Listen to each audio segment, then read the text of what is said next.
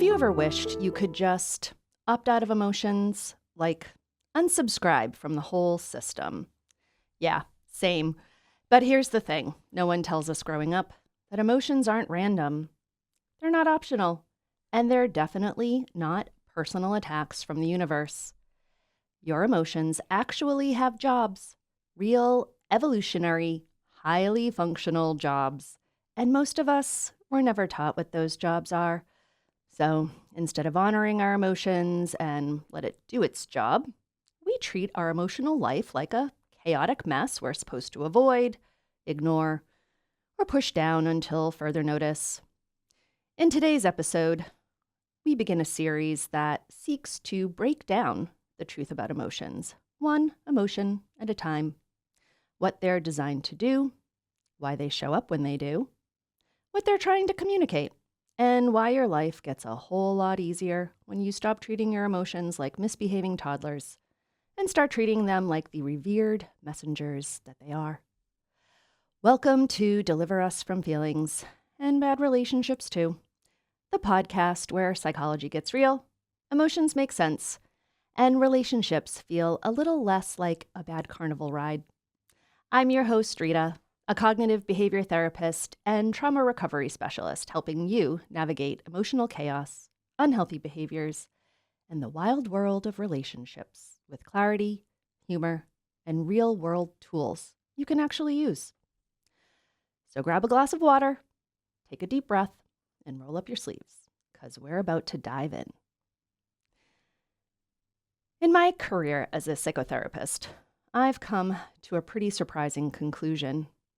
It's not how people feel that creates their distress. It's their inability to tolerate, understand, or accept how they feel that leads to distress.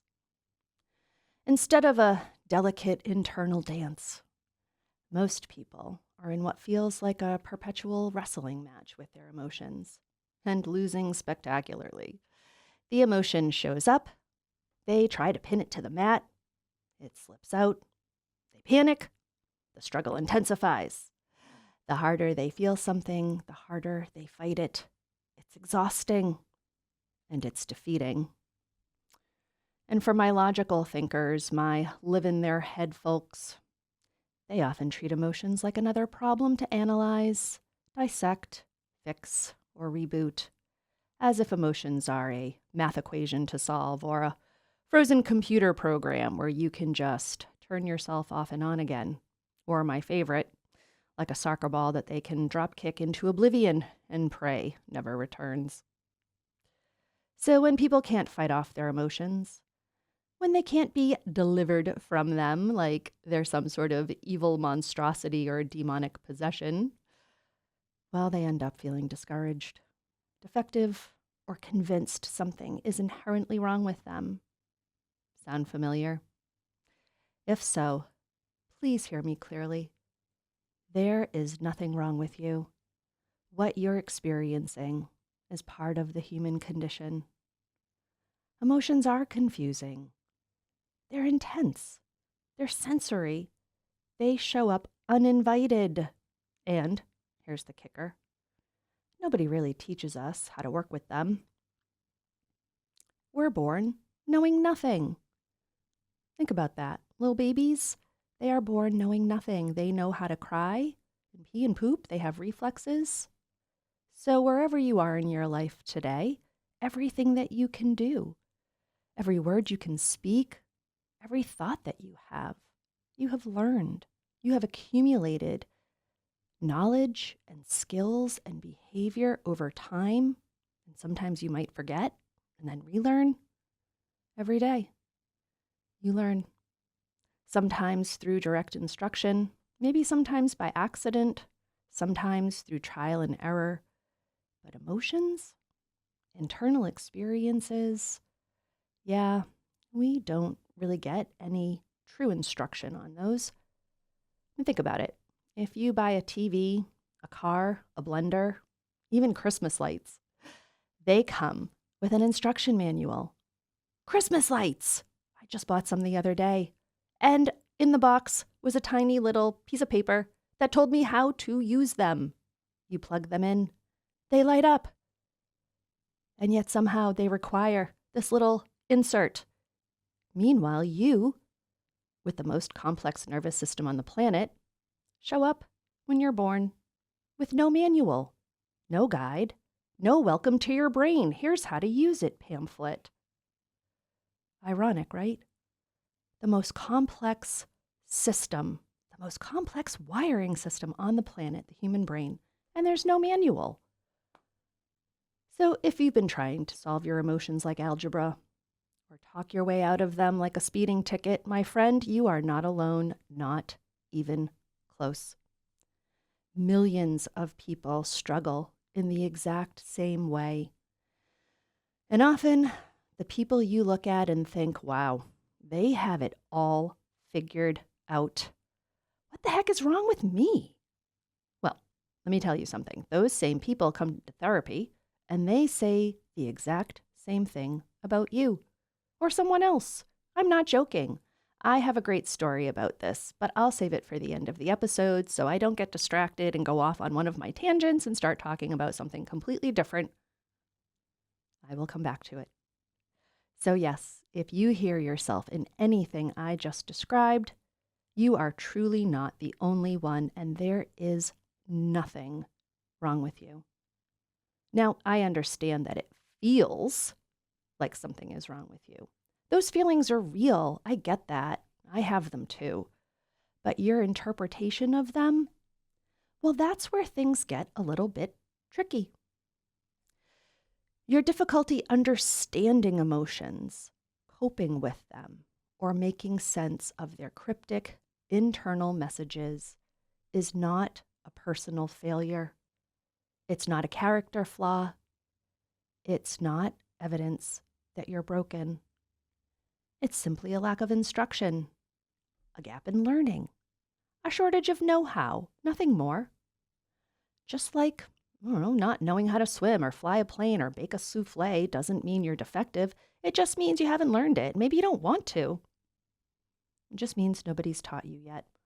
Most people don't understand why emotions exist, what they're supposed to do for us, or how to work with them. But here's the truth.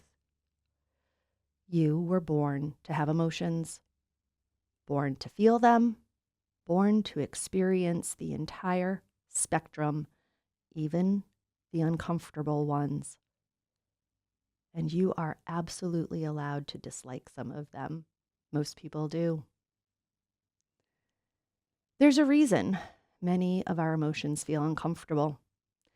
They're signals, not punishments. They're data carriers, not enemies. They're messengers, not malfunctions. And once you understand the function, the job of your emotions, everything begins to shift. So I want you to also think about a couple other little tidbits about emotions. Some things that I learned when I was in school to be a therapist about emotions. Some things I learned in training for certain types of psychotherapies that educate not only the provider, but teach us how to educate our client about emotions. And again, sometimes I feel like unless you go to school to be a therapist or you go to a therapist to learn how to cope with emotions, you might miss out and not learn how to cope with emotions. So something about emotions is there are manufactured emotions and there are natural emotions. And I want you to imagine a plus sign, the figure of a plus sign, right? Two lines that intersect in the middle. And at the top of one of the plus signs is the emotion fear. And at the bottom of that line, at the bottom of the plus sign, is the emotion anger. On the left to right of the plus line are the emotions. You can put them in either place. There you go. Doesn't matter if they're on the right or the left. On one side is the emotion joy. And on the other side of the line is the emotion sorrow. These are two continuums, right? And if you think about that for a moment, they're kind of like the opposites of one another. These are natural emotions, meaning they don't come exclusively from a way that we think.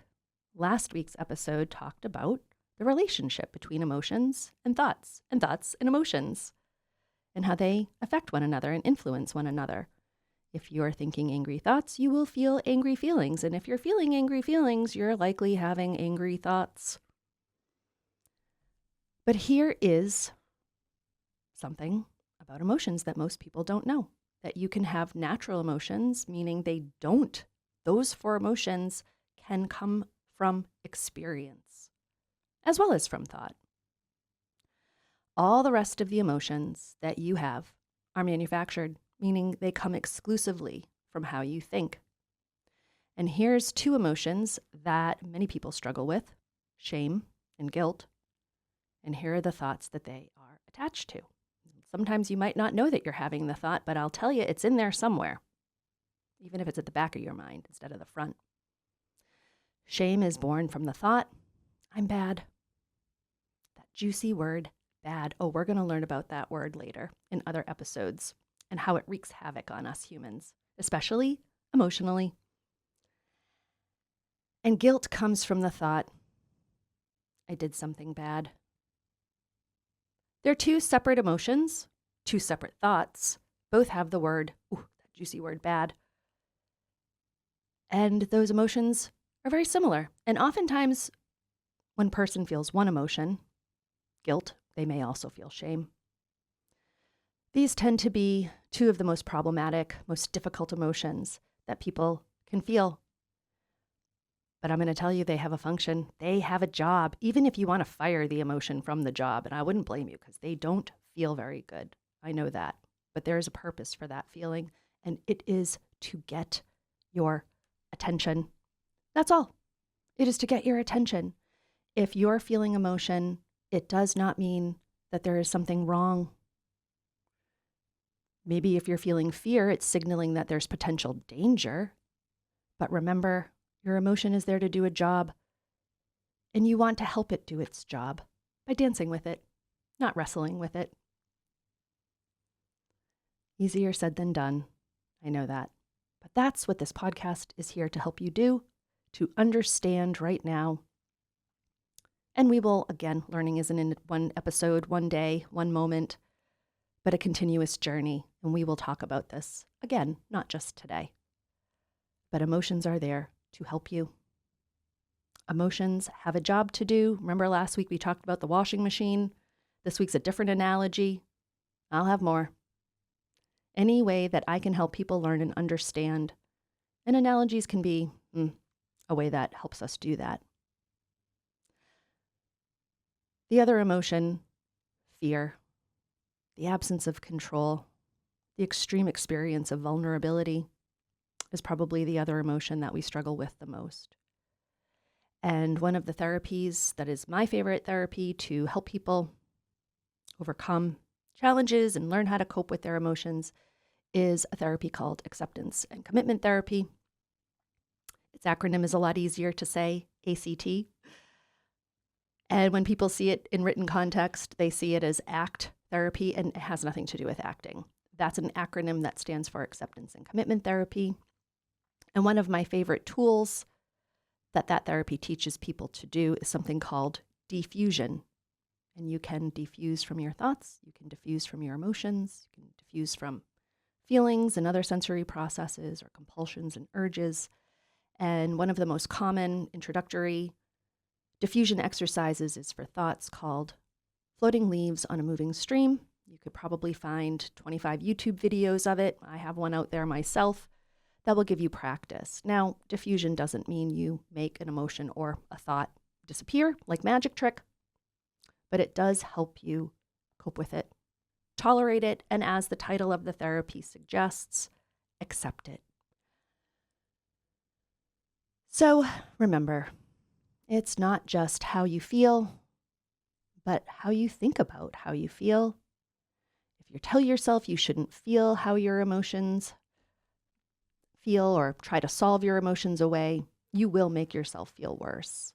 How you interpret your emotions is critical for emotional survival. You can't be delivered from your emotions like they're a demonic possession trying to drag you to hell and back, though I understand it can feel that way sometimes. They are messengers, heralds, news anchors, trying to communicate to you something important. They are your sense of self's GPS, sonar system, and navigation system. Without them, we'd be driving the neuropsychosocial highway blindly. You don't have to like how you feel. You only need to tolerate it. But I know that can feel impossible sometimes. And sometimes we're just tired or heavy or stressed. And those emotions can feel like one more pesky thing on our to-do list. The hardest part sometimes is really truly tolerating the weight of those emotions and learning how to do that. But you can, I promise you, you can. Maybe you were just never taught how, and that's okay. Welcome to being a human being. It can be hard, and we aren't born with the manual, remember. We have to learn how to manage these things that we call emotions and our emotional world. Maybe you're doing the best that you can with what you know and what you have. And you just wish you knew more and could do more. And my friend, you're in the right podcast if that's the case, because we are going to learn just that in each episode. And before we part, that little story I wanted to share. Many years ago, a client who struggled with pretty severe depression and low self-esteem would say to me on occasion, "Everyone else has it figured out. What's wrong with me? Why can't I figure it out? Everyone else looks so happy, and like they have their life so together. Why don't I feel like they do?" He felt this feeling like something was inherently wrong with him. Like he was defective and he didn't feel good enough. He compared himself to other people and felt less than based on something truly perceptual and an assumption that he was innocently making about other people's internal experiences, maybe based on how they looked or what they said to him or what he saw them doing, but it was an assumption. This belief that somehow they had something figured out. There was some secret that they knew that he didn't.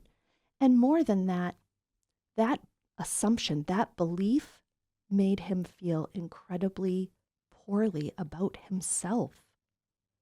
Anyway, one day he came to session and he said, "Rita, I was at the gym yesterday and I bumped into an acquaintance who started making some conversation with me." Now, my client also was very socially anxious. It was really hard for him to feel comfortable when he was making small talk, something he perceived he wasn't very good at. But he did it. And so he was telling me about it. I bumped into an acquaintance and he was making small talk with that acquaintance who said to my client, you always look so happy. You really seem like you have your life together. What's your secret? I really admire you for that." This blew my client's mind.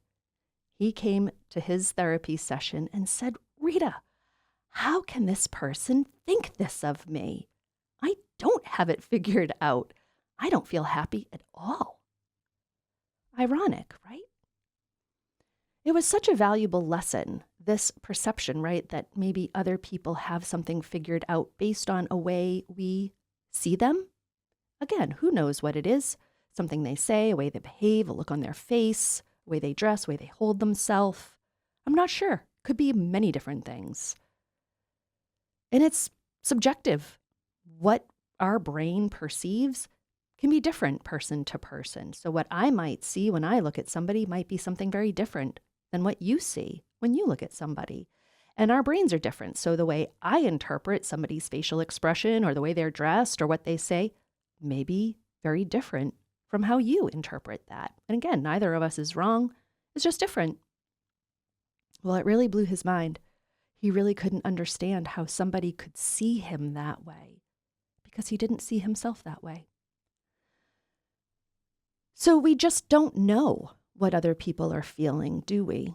They're private experiences, these emotions. And I suppose people can fake it.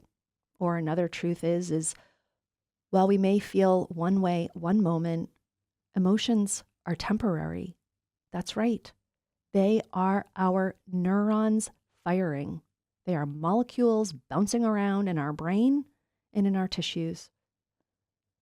And we feel them, but they are temporary. Eventually, our neurons run out of gas. Well, okay, molecules, neurotransmitters, hormones. But it's like gas, and then they stop firing. The emotion is temporary. I know it doesn't mean it won't come back, but it really doesn't last all day or all the time, even though it might seem that way.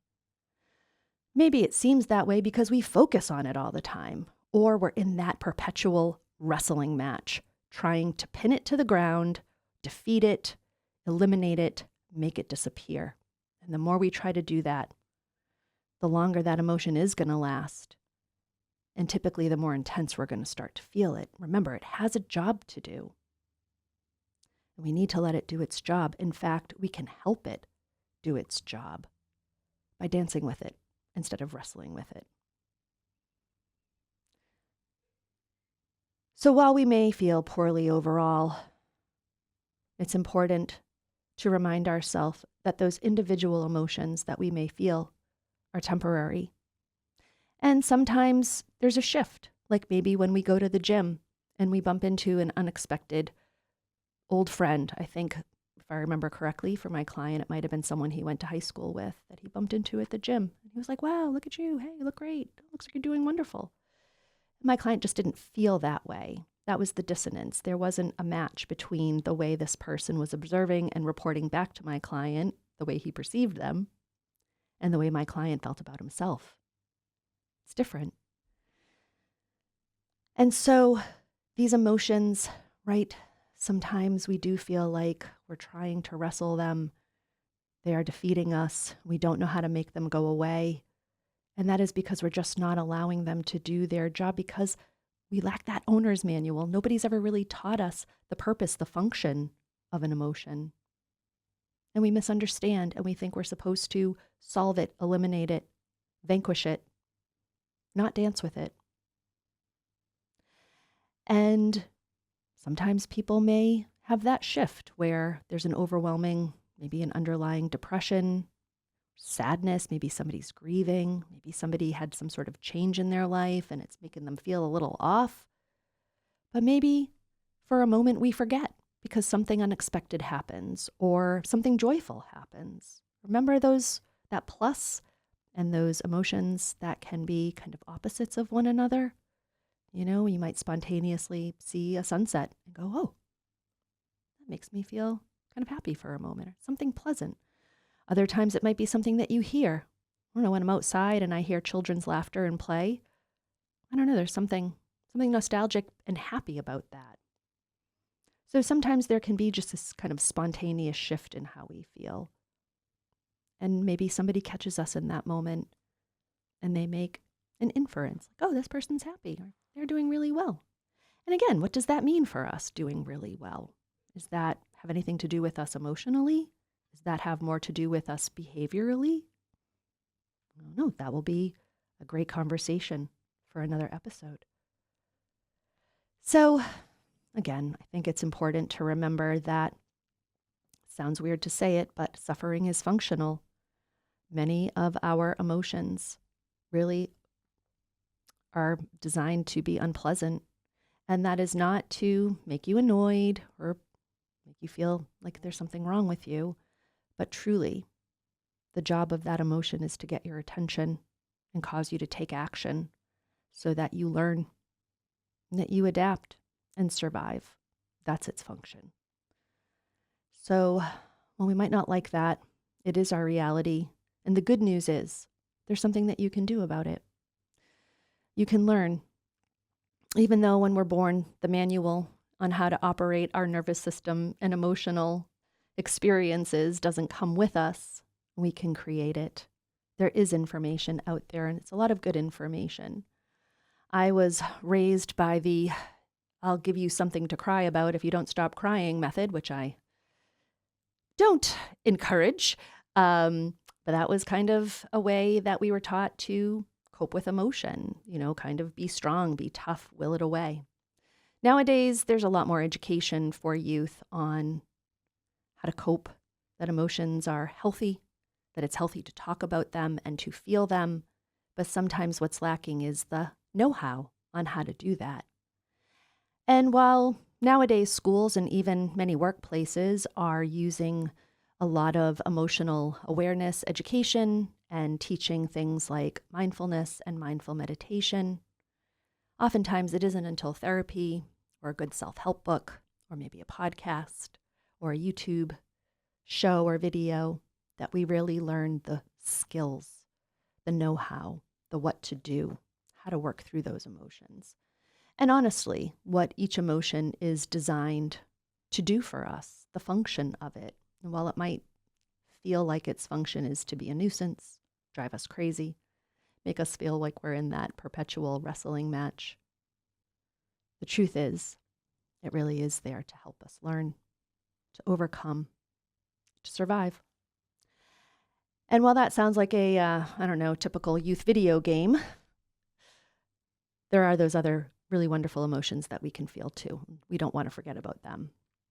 Love and joy and a sense of connectedness. Those are really important. And it's important that sometimes when we're feeling those really difficult emotions, that we can remind ourselves we are still capable of feeling those pleasant emotions. We just aren't supposed to feel them all the time, or we wouldn't be paying attention to the things that could harm us or affect us in negative ways. And emotions, remember, they're the Navy SEALs of our sensory processes. Sensory processing might be, noticing if it's cold and motivating us to bundle up when we go outside if it is cold, or noticing if we're hungry, motivating us to eat some food so we get the nutrients that we need to live and survive and work and do all the things we need to do. Emotions are that, but in more complex kinds of contexts, like relationships, kind of understanding other people's behavior and what we need to do in response to that behavior. Or even just understanding ourselves and where we fit into those relationships in the larger world around us, the more complex things that are harder to navigate. And that's the emotions job. So it's important that we remind ourselves of that.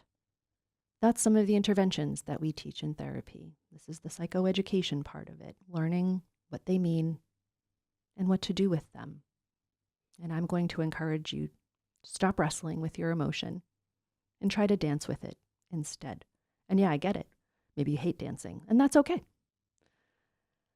And maybe the dance feels fast and furious, and emotion is stepping on your toes, and you're stepping on its toes. Or maybe it feels like the first slow dance when you were in middle school and it's kind of awkward and unfamiliar. That's okay too. Remember, we don't have to like what we experience. Oh, that acceptance and commitment therapy, right? It's going to teach us to accept what we experience. And that means we shake hands with it and say, you and I, we don't have to be best friends, but we exist in this world together. And we're going to have to figure out how to do that. You're here, I'm here. Maybe I don't like you, but I'm going to make peace with you. I'm going to make peace with you and learn how to live in this world with you. That's what acceptance is. And that's what we're trying to do first and foremost with our emotions. Say, hey, emotion, I don't have to like you, but you have a job to do. And I'm learning how to let you do that. I'm learning how to give up that control, which feels really uncomfortable. A little bit scary. Sometimes I feel like our emotions are the misunderstood superhero in a comic book. Maybe, their job is to help us and protect us and save us, just like superheroes in the comic book world.